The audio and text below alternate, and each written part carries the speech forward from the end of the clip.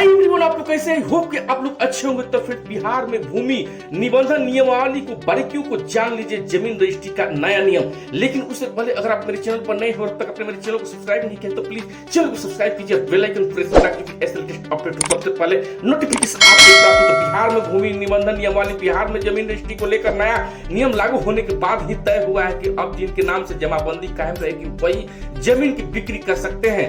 इस नई नियमावली की कई बारीकियां भी हैं जो आपके लिए जानना बेहद जरूरी है। तो मैं बता दूं कि बिहार में जमीन विवाद को बढ़ते मामले को देखते हुए सरकार ने जमीन बेचने के तरीके में बदलाव किया, लेकिन नया नियम आने के बाद रजिस्ट्री में गिरावट देखी जा रही है। नए नियम के मुताबिक दस्तावेज में जिनके नाम से जमाबंदी है होंगी उन्हीं की जमीन रजिस्ट्री करने का अधिकार होगा।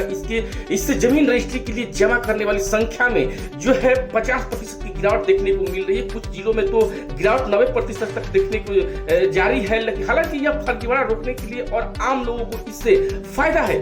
क्या है नया नियम और इसके फर्जीवाड़ा पर कैसे लग रही है रोक? तो बिहार में जमीन रजिस्ट्री के लेकर नया नियम लागू होने के बाद ये तय हुआ कि अब जिनके नाम से जमाबंदी कायम होंगी वही जमीन की रजिस्ट्री कर पा सकते हैं। इसका सीधा सीधा अर्थ है कि अंचल कार्यालय में जिस व्यक्ति का रजिस्टर 2 में नाम दर्ज होगा वही जमीन की बिक्री कर सकेंगे। इसका उद्देश्य जमीन रजिस्ट्री में चल रहे फर्जीवाड़ा को रोकने के लिए जमाबंदी के नाम तभी रजिस्ट्री का अधिकार है। नया नियम बीते गुरुवार से लागू किया गया है। इसके तहत अब जिस जमीन की जमाबंदी जिनके नाम पर रहेगी केवल वही उस जमीन की बिक्री कर सकते हैं। सिविल कोर्ट वकील कृति कुमार ने बताया कि नया नियम लागू होने से उस जमीन की बिक्री दूसरे लोग नहीं करेंगे। ऐसे भूमि संबंधित विवाद में कमी आने की संभावना है। यही नहीं, आपको मैं बता दूं कि जमीन रजिस्ट्री के पहले उसे सभी कागजातों को सही किए जाएंगे, जिससे आने वाले भविष्य में भूमि विवाद आने की उम्मीद नहीं है।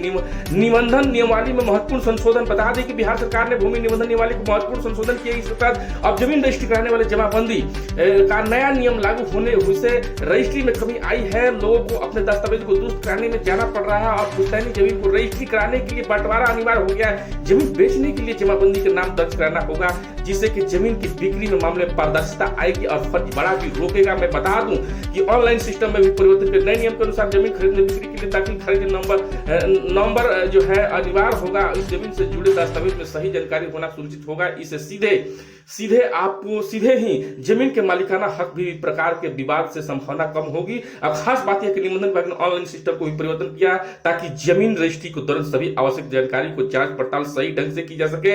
यह प्रक्रिया केवल सही समय की बचत करेगी बल्कि जमीन से जुड़े विवादों को भी कम करेगी। तो जानकारी कैसे लगा कमेंट करके जरूर बताएं। जय हिंद, जय बिहार।